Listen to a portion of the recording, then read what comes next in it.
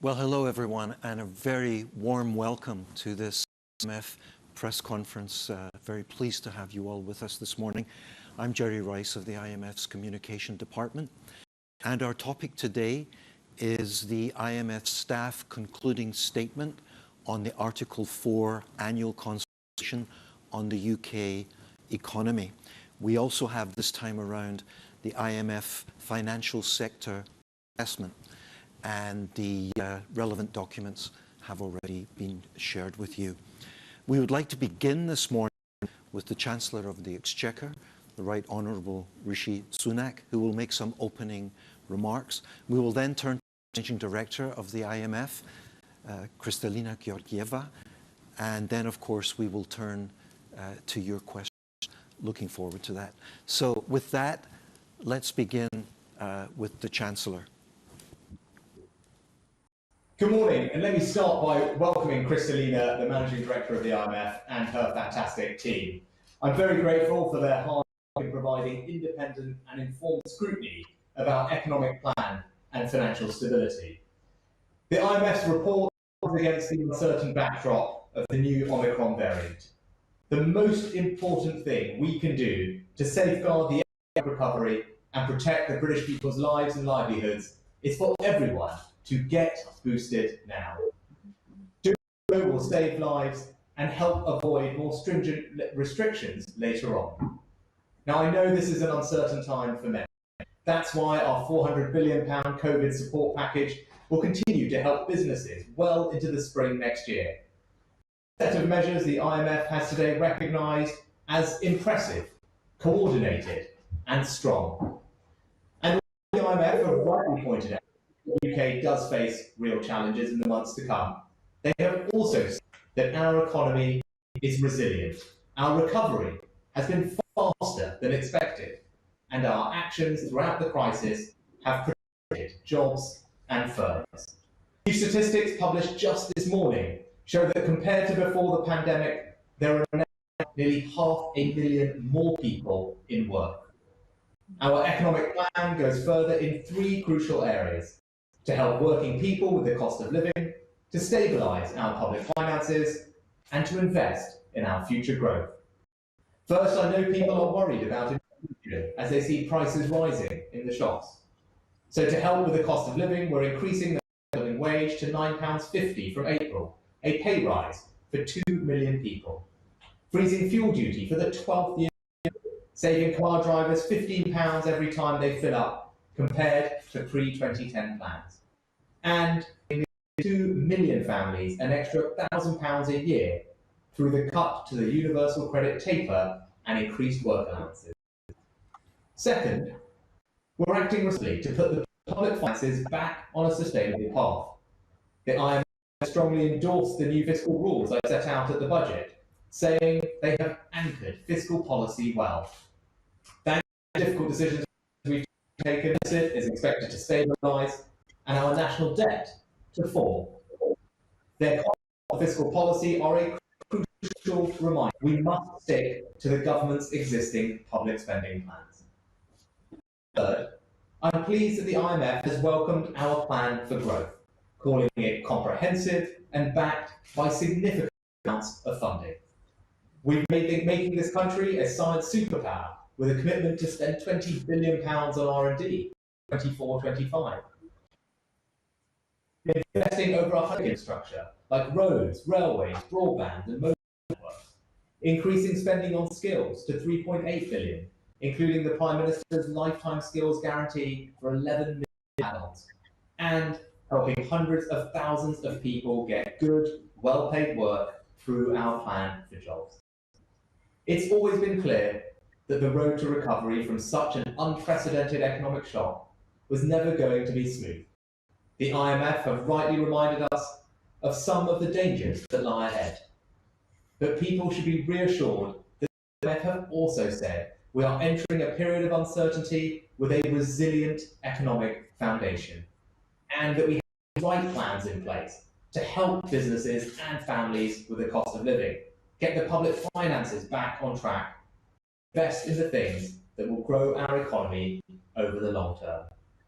So thank you again to the IMF team, and let me to Kristalina for her remarks and to take your questions. Thank you. Well, thank you very much, Chancellor, and over to the Managing Director of the IMF, Kristalina Georgieva. Director. Thank you very much, Jerry, and many thanks for the Chancellor's opening remarks and the recognition of the high quality work the IMF team has done on the Article 4 as well as on the FSAP. Earlier today, we had a very good discussion with the Chancellor, also Governor Bailey, on the assessment about the economic outlook for the United Kingdom. And this time, also, we evaluated the UK's financial stability conditions under the FSAP, which was last done in 2016. Let me start by saying that while it was a difficult year for the UK with the pandemic and the post-Brexit adjustments, the economy proved to be more resilient than expected. And the foundation for this resilience came from rapid vaccination campaign, strong, well-coordinated policy support, and on the basis of which output and employment have returned close to pre-pandemic level, even with the headwinds that the UK and the world is facing. Financial stability has been preserved. The UK's strong policy frameworks have been critical, providing the space to facilitate the impressive and coordinated, and I stress that because it did play a very significant role, policy response. Now, this said, COVID-19 and the changes it has will not fade quickly. These changes have strained supply chains, contributed to rising prices, and tightened labor markets, putting pressure on inflation both globally and in the UK. And we now face Omicron, once again rising uncertainty and complicating policy making. Let me start with the outlook. We see strong growth in the near term, about 6.8% in 2021 and 5% in 2022.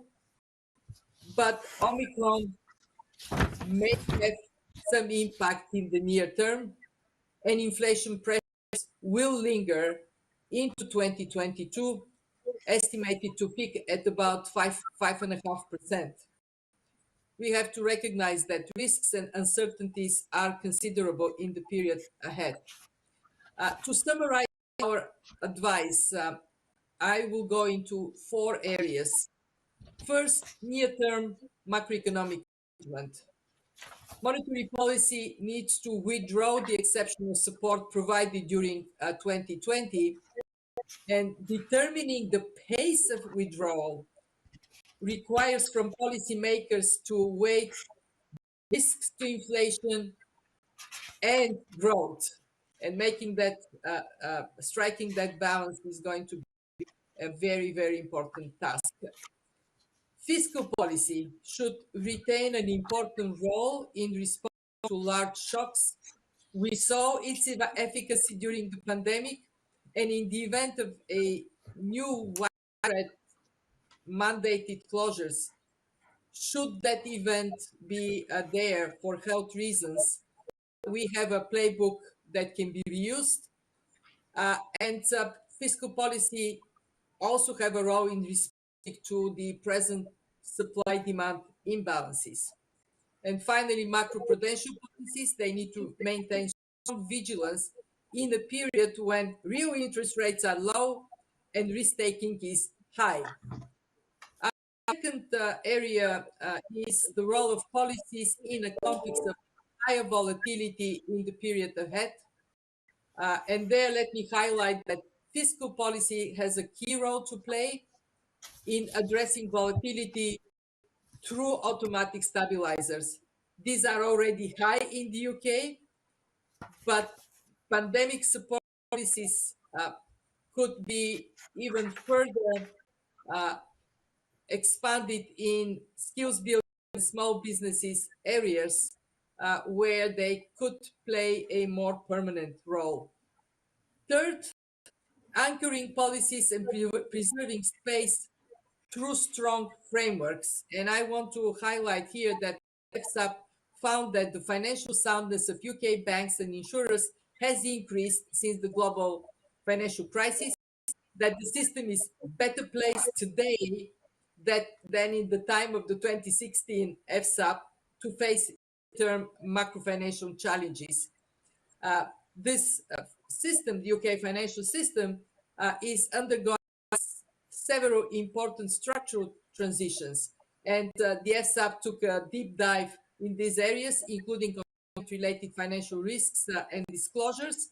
It recommends some policy enhancements that can help manage risks better, including the continued expansion of the scope and perimeter of systemic risk monitoring and analysis, and addressing the data gaps for effective oversight of cross-border non-bank risks.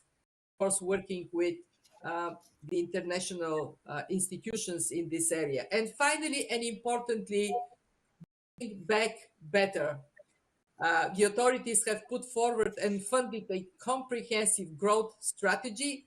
We welcome the growth pillars covering infrastructure, skills, and innovation, and the strategies that are put in place, for instance, leveling up and net zero. Options to scale up efforts further should be supported by raising additional revenues.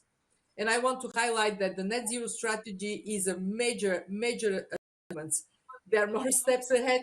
We would encourage the authorities to deliver at the ambitious end of the spectrum. And let me conclude by the following. Despite the renewed surge in COVID-19 cases, the UK has advanced in many respects versus this time last year. Highlights, they include a successful vaccination campaign, now focused on booster shots. And I want to endorse the message from the Chancellor, vaccinate. The best economic policy we have this year and possibly next. Secondly, the trade and cooperation agreement reached with the EU. Third, a much stronger economy and labor market than expected. And fourth, a foundation for robust growth based on investment in infrastructure, innovation, and skills. So I do believe that with continued collaboration and strong solidarity, the United Kingdom is on the path to build forward an economy that is more resilient, sustainable, and inclusive. Thank you. Well, thank you very much, Managing Director. We'll now to your questions. Let me just mention that we also have with us this morning, in addition to the Managing Director, we have the UK Mission Chief for the IMF, Mark Flanagan, and we have the Advisor and Deputy Director in the Monetary and Capital Markets at the IMF, Udaybir Das. Again, we have both the UK Article 4 assessment and we have the financial sector assessment. So with that, let me turn to your questions. If you can keep them as brief as possible. We'll try and get through as many as possible. Let me begin with David Milliken of Reuters, who's asked for the floor. David, come on in. Thank you. Yes, no, I was sort of struck by the sort of message that you had for the Bank of England sort of in the report, sort of telling it that it needed to sort of avoid sort of inaction, sort of or bias towards inaction on inflation pressures. And I wondered sort of whether you thought England's decision not to raise rates in November was an example of that inaction, and also sort of whether the sort of Omicron sort of at the moment you say sort of that's a mild sort of slowdown sort of most likely, whether you think that it would be sort of a good reason to delay on interest rates to February. Thanks very much for this question.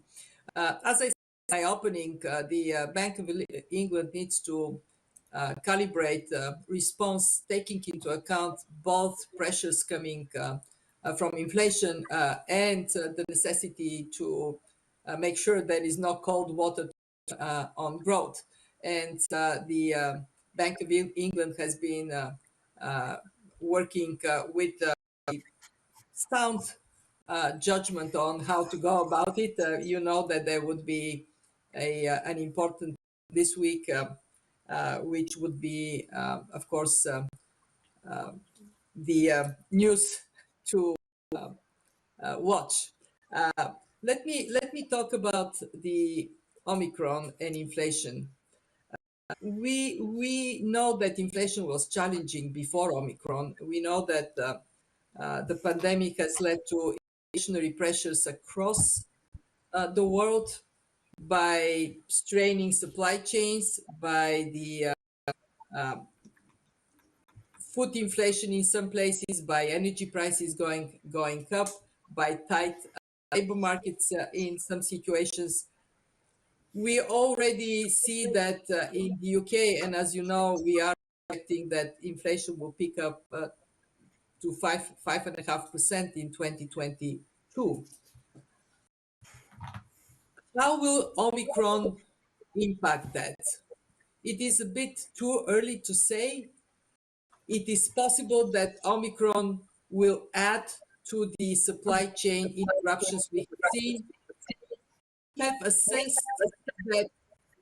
that supply chain interruptions are likely a cause of about 1% for inflation this year. So if Omicron adds to more of this, that can be an inflationary factor. But if we end up in a situation when it is more virulent and spreads so fast that it causes more restrictions and dent on consumer confidence, the impact may be the opposite. It may be disinflationary. So we have to take a bit of time to assess how exactly Omicron is evolving and what is the impact it has on the economy and on inflation. We are doing our updates, including new epidemiological data into our forecasts. The next weeks we will be able to give a more accurate answer to this question. Thank you very much, Managing Director. Let me turn to Faisal Islam of the BBC. Come on in, Faisal. Thank you, Jerry. Thank you, Managing Director. Just on Omicron again, Managing Director, what do you see as the impact of Omicron? And you've praised the UK's response as regards some of the fiscal help for workers and for firms. That's been phased out just in the past few weeks. Do you think some of that will need to be turned back on as a result of the Omicron effect on the economy? What we know about Omicron is that it has been proven to be highly transmissible. We have some evidence that it might not lead to a high impact and more hospitalizations, but this is not yet clear because in some places we do see hospitalizations with the Omicron wave. The three questions we are asking are: first, what would be the impact on mobility? There are restrictions used in many places, even in places that so far have been brushing away the COVID-19 pandemic. I was last week in DRC, and DRC is introducing curfews and school closures, a country that has not been very active in that regard. So the impact on mobility would become clearer in the next days. The second question is the one that you're asking: how should policy space be deployed? And clearly, we have answered the first question: what is the impact on mobility and how significant restrictions should be put in place? We know that we have learned to function with the pandemic still around us. So wave the way restrictions are less and measures to allow the economy to function broadly in place and they deliver. So we have to assess the use of fiscal space on the basis of how much the economy requires restrictive measures.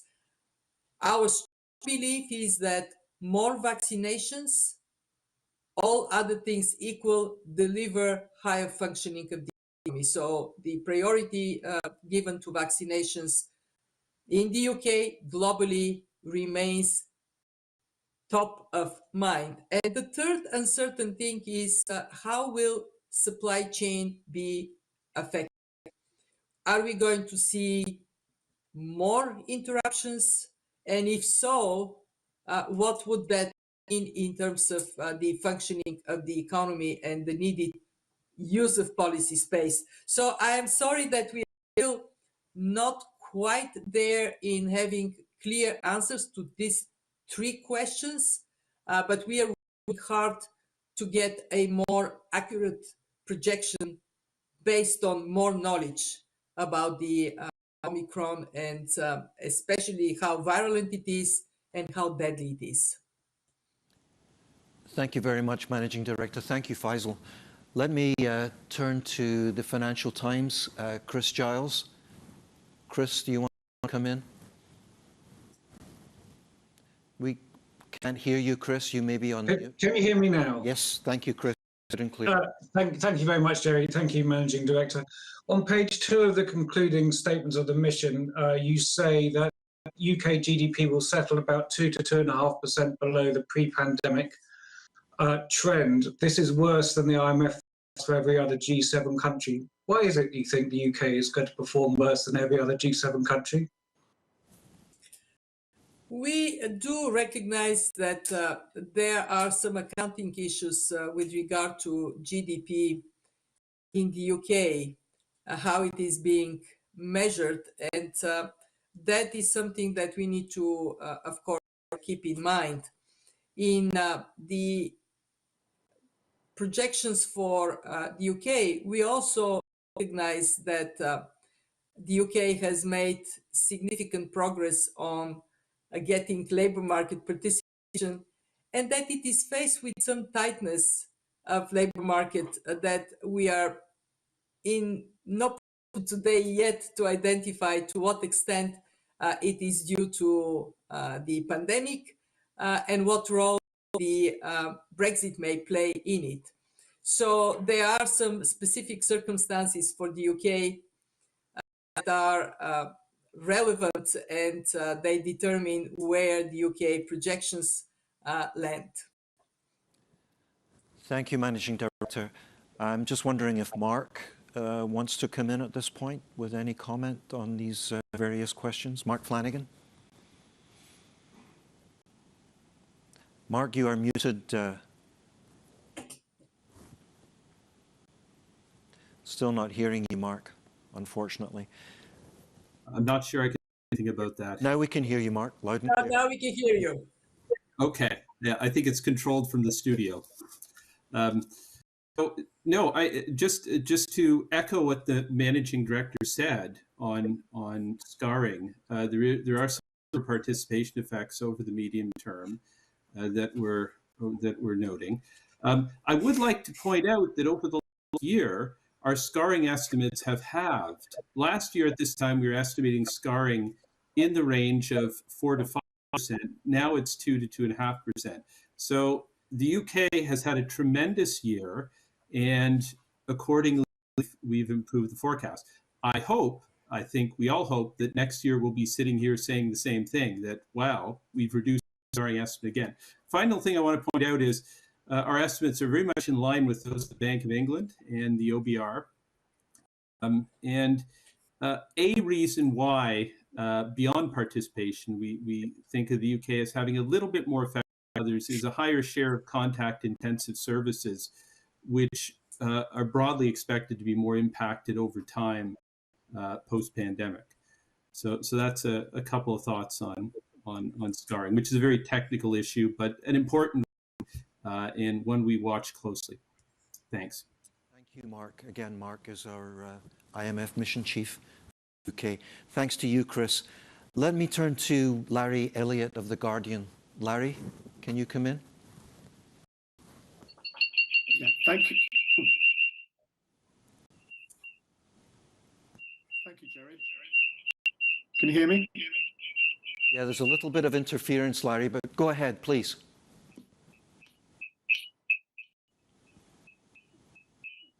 Go ahead, Larry. Is that better? I'd just like to return to Omicron, if I can, Managing Director. You say that in the event of a virus outbreak, the UK should be ready to put in place a subset of the measures that were introduced in 2020. What have you particularly got in mind, and how soon should they be implemented, given that the UK has got a service sector dominated economy?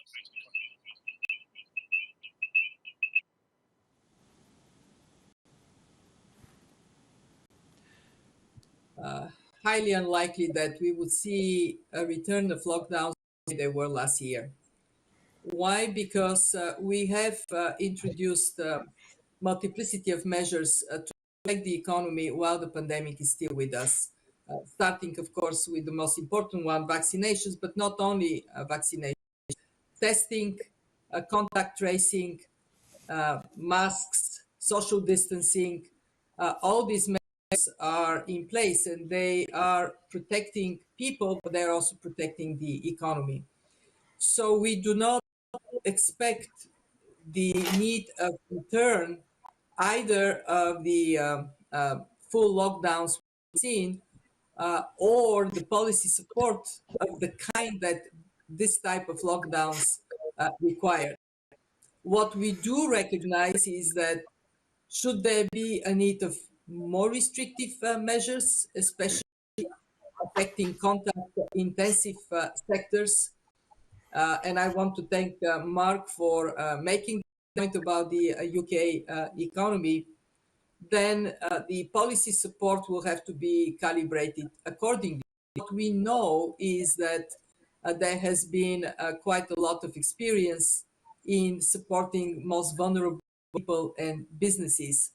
This experience is being evaluated, so it can be applied then in somewhat different conditions appropriately. And fortunately for the UK, it has the fiscal space should it be necessary to do more to support vulnerable people and businesses.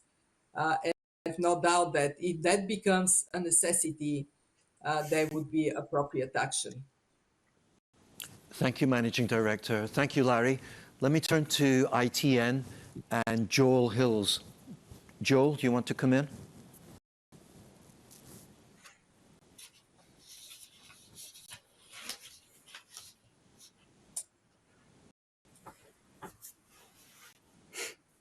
Not connecting with Joel. Let me see if we can come back to Joel. Can you hear me? Joel, we can hear you now. Yes, please. Sorry, bad apologies. I'm a bit of a dullard when it comes to technology. I wanted to ask about the vaccination program globally. The IMF has repeatedly warned, Managing Director, that mutations might emerge if the world wasn't vaccinated. I wonder if the IMF takes the view this variant could have been avoided. And second question related to that, the UK has very large surplus stocks of vaccine. Should they be sent abroad or held on to in the current climate? No question that vaccination globally is necessary to reduce the risks of new variants. While I cannot say whether this particular variant would have been avoided, certainly we can restrict the breeding ground for new variants by massively and rapidly expanding vaccinations. We have recommended, and the world has endorsed, targets. One, to vaccinate 40% of the populations in all countries at least by the end of this year, and vaccinate 70% by mid next year. We are doing better now than we did some months ago. Even in low-income countries, we see some uptick, but in too many places, the 40% target is not going to be met. Let's make sure that the same doesn't happen with the 60% target. Why we are so insistent that this should be done? One, because the vaccines are being produced, they are available. It is a matter of delivering them in the right places and having in-country last mile arrangements so a veil would turn into a shot in the arm.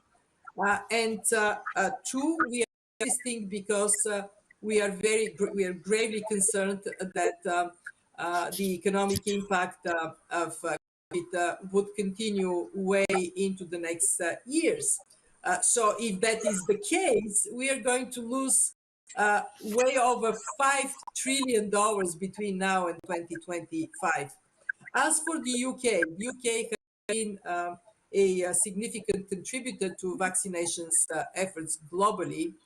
I don't have the inside knowledge as to what is the structure of the current vaccine stock in the UK and how that corresponds to the domestic needs of booster shots. But we certainly say if more than you need, please do not hold on it. It is in your interest to send the extra vaccines to help you with putting this pandemic hopefully on a side road. Thank you very much, Managing Director.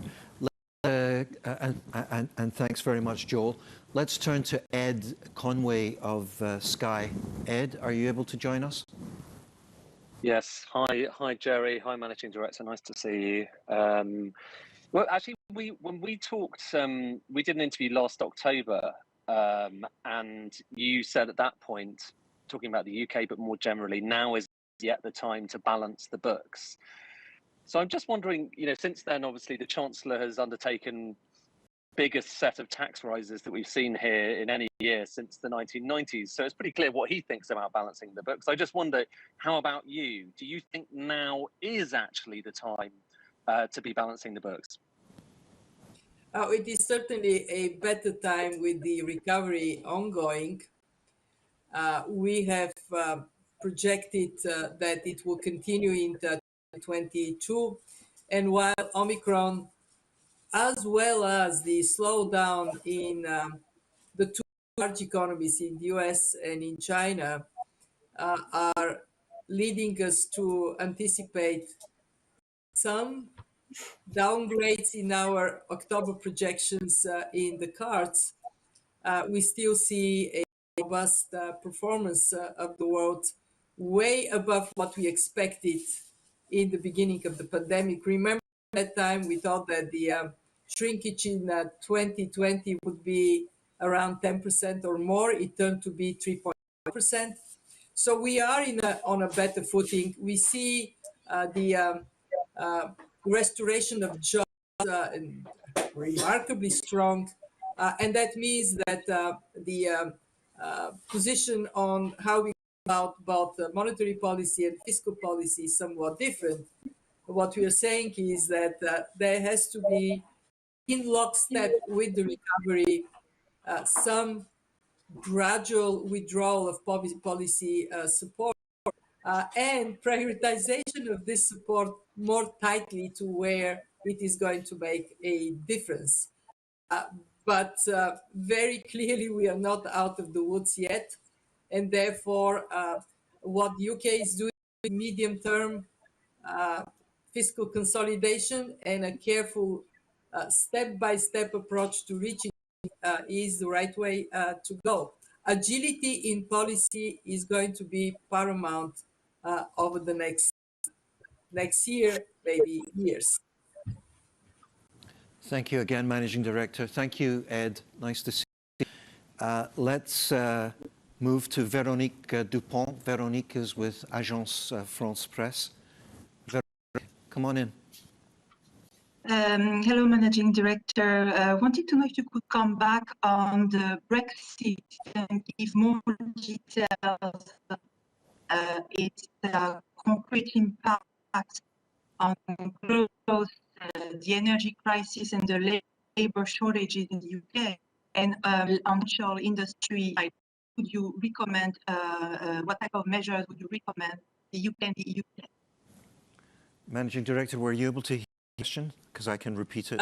If I got it correct, it is about Brexit and what our assessment is on the economic impact of Brexit. Correct. Did I get it right? There was some interruption in the sound. Yes, that's basically the question. Please. So what we know is that the adjustment to Brexit is a process. It is underway. It is not finished. And to assess the full economic impact is too early. And on top of it, we got the pandemic that has created additional pressures. Somewhat difficult to separate what to the pandemic in terms of, for example, supply chain interruptions, labor market tightness, and what is due to Brexit. We have seen impact on trade. Trade review has dropped significantly, and we expect there would be more impact ahead as the custom checks are going to be introduced in the UK in the beginning of next year. We know that the pandemic has produced a period of low net migration. We don't know how much of low net migration in the UK is because of the pandemic and how much of it is because of Brexit. This will have to be assessed. We do expect that it would partially unwind in the coming years, both because the pandemic is going to recede and because the impact of Brexit would be absorbed in the economy of the UK. Now, when we talk about supply chain, when we talk about energy crisis, when we talk about microprocessors, these are global problems. They are not case specific. They're not related to UK-EU trade and cooperation. So for those, we would not assign a meaningful role to Brexit. Thank you very much, Managing Director. I want to, and thank you, Veronique. Let me turn to Phil Aldrich of Bloomberg. Phil, are you there and able to come in? Hi, Jerry. Hi, Managing Director. Just a quick clarification. Are you saying that the best economic policy at the moment is to get jabbed? So we should be getting jabbed to save the economy. We should be getting jabbed to save jobs. And I just wanted to get, next year we're going to, we're seeing in the UK a living standards crisis coming at us. We've got prices faster than wages. Should businesses be raising wages faster to compensate workers? And should the government be taking any policy action to alleviate this real wage squeeze that's coming? Well, the recommendation we have is indeed that vaccinations are a significant factor for the recovery. Not the only factor. Policy support is also very important, and well-targeted policy support matters. But there is correlation between level of vaccination and the space for economic activities, the speed of the recovery. This correlation is demonstrably also in the United Kingdom. In that sense, we do see the impact of vaccinations on the economy as very significant. They are, as I mentioned, if we are to deliver a massive vaccination globally, not just in the UK, we will gain between now and 2025 annual output of $5.3 trillion. and a very significant increase in tax revenues associated with this additional output. So that is unquestionably a economic policy of first order of magnitude. For the Omicron variant, we have still some uncertainty. What exactly is the protection delivered by vaccines? We are hoping that in the next couple of weeks this uncertainty will be eliminated on the basis of data. So I don't want to link directly third jab with protection against Omicron because we don't yet quite know. We do know is that vaccines are significant, and health policy overall is significant. So in addition to vaccines, there are at least 3 other elements of health policy that are directly related to economic performance: testing and contact tracing, the surveillance of how new variants appear and how they spread, extremely valuable, and thirdly, the use of treatment that has also expanded and reduced loss of life and suffering as a result. All of those benefit not just the health of people, they benefit economic confidence, consumer confidence, business confidence. We have seen that the remarkable recovery of confidence is based on that a fact that we have a shield of protection through vaccines and a health system that functions well. Talking about the impact of inflation, I have high confidence that Bank of England will take the appropriate steps in that regard, and that over the next year, after peaking at 5.5%, inflation would recede. We expect it to go down to 2% by the end of next year, early into the following year. In meanwhile, it is indeed important to make sure that living standards are protected. And the Chancellor spoke about some of the policies that are being put in place. With regard to wages, what we see in the United States, that there is pressure on wages coming from very tight labor market, and that pressure is pretty strong in the low-skilled part of the labor market. There, indeed, there is this secondary impact through wage growth that is then translating into inflation. We see lots of it in the UK, and it would be still an important fact to keep in mind and to follow up on. Longevity of supply-demand disruptions, longevity of supply chain interruptions. Unfortunately, we expect to continue in way into 2022.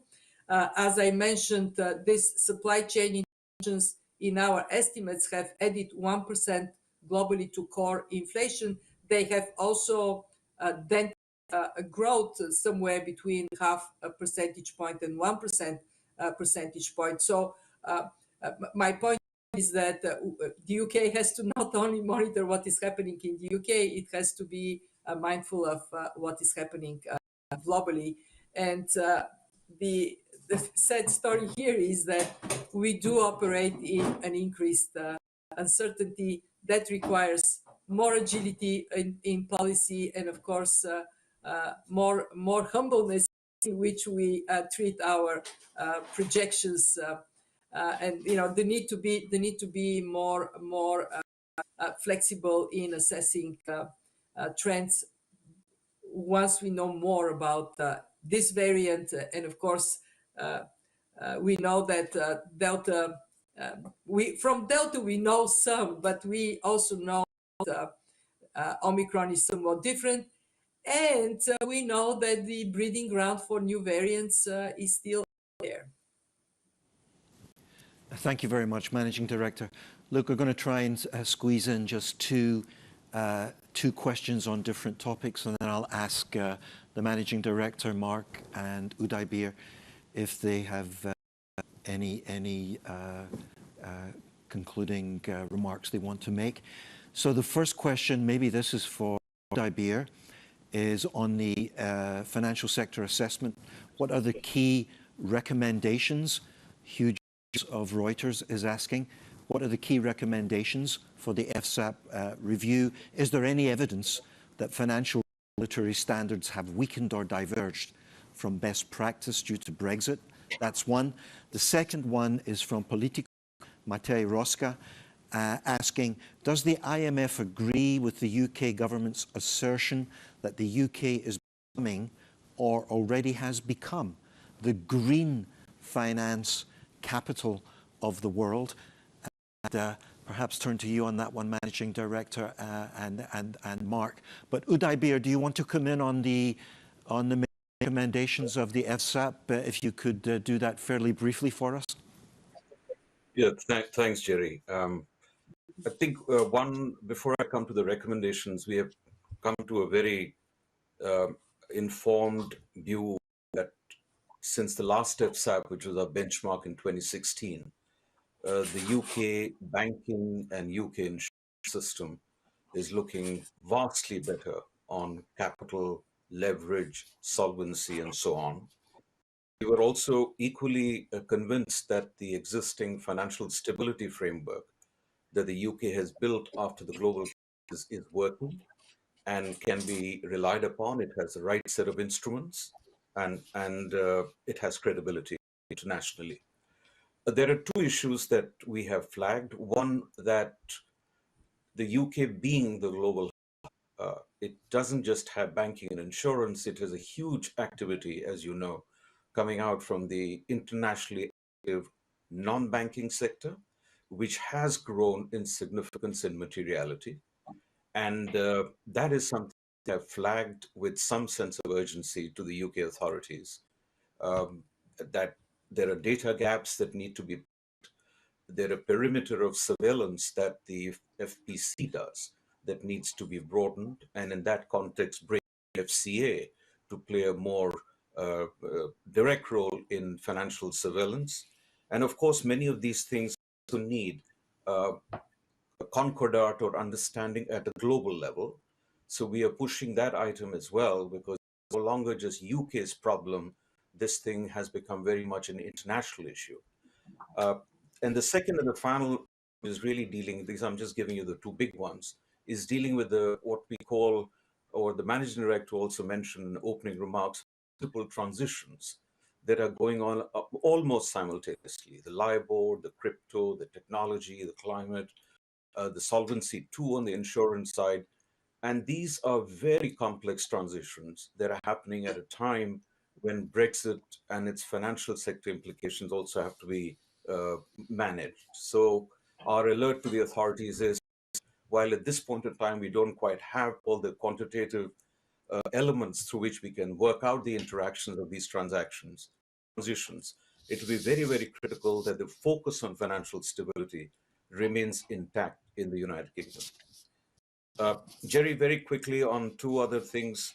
Would you like me to, or Managing Director? If you can be just very brief, Udaybir. Yeah, we have no evidence yet on the fact that there has been any dilution or diminution of the international regulatory standards. In fact, as you know, that at this point in time, the UK has almost done and transposed the things that it had inherited, but it has a huge responsibility now.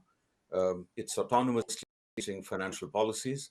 And in that regard, the ongoing review of the regulatory framework, the Solvency II review, is really an opportunity for the UK to reach a system which is more appropriate for the needs of the United Kingdom. Thank you. Thank you very much. Udaybir Das is Deputy Director in our Monetary and Capital Markets Department. Mark, do you have any concluding remark you want to make? And then I'm going to turn to the Managing Director to conclude and perhaps to address the question of the UK as the green finance capital of the world. Question about that. Mark. Thanks, Jerry. Can you hear me? Yes. Okay. I wanted to pick up just on one very important remark and point the Managing Director made on agility. And that's actually a key word here. And for us, the agility is very much in the near term centered on fiscal policy. I want to point out that the rules in the newly articulated fiscal rules allow some flexibility. That's very important. That's one reason, one thing to think about them. I want to point out that the UK has impressive automatic stabilizers that already exist. They've been improved further through the spending review, and that will help the country going forward. And I want to point out that, you know, there are a number of tools that the UK experimented with during the pandemic, and they were quite successful in many ways. And they are the base on which one could build further agile responses in the event of a very severe pandemic recurrence requiring lockdowns in the event. But, you know, I do want to point out that the lessons have to be understood about how these things functioned efficiently, effectively over the last years, which ones worked best, which ones didn't. It won't come back, if at all, and I have to emphasize that, if at all, they won't come back in exactly the same form. And we're not at the point where they would be brought back. So there is a lot of agility in fiscal policy, and it may need to be deployed. The government's done a fantastic job so far of deploying that, and I'm sure they'll continue to do that going forward. Thanks. Thank you, Mark. Thank you, Udabir. Managing Director, over to you for the conclusion, please. Yes. Well, the question that we were asked is London turning into a finance capital of the world? And the UK has a lot going for it because it is a leader in green policies, both in terms of government policies, the fact that the UK has issued its green bond, but also in the way it has supported the finance sector to adopt these green policies. We have seen a tremendous advancement in a sustainable disclosure requirement, a framework, making disclosure at the point when it can serve investors with forward guidance is quite remarkable. The use of sustainable investment levels is quite advanced in London. And the adoption of the G20 principle for sustainable finance classification is remarkably present in the city, in the way banking thinks of its future. We need to remember that going green is now a global movement. So London is ahead, but to stay ahead, it will have to very prudently implement the policies that are being now put in place. And in that sense, our FSAP comes very handy because it did give encouragement to advance these green policies, as well as very practical advice as to how to monitor their effectiveness and how to integrate them in risk management. And let me finish by wishing the UK all the very best in this uncertain time. Wish the people of the United Kingdom Merry Christmas as it is coming.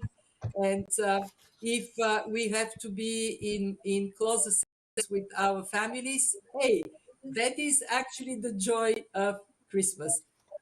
All the very best in the new year. Thank you, Managing Director. I think that's a very nice note on which to end this press conference. Thanks to all colleagues who've joined us today. We tried to take as many questions as we could, and wishing you all the best for the holiday season, and looking forward to seeing you all in the new year. Thank you very much.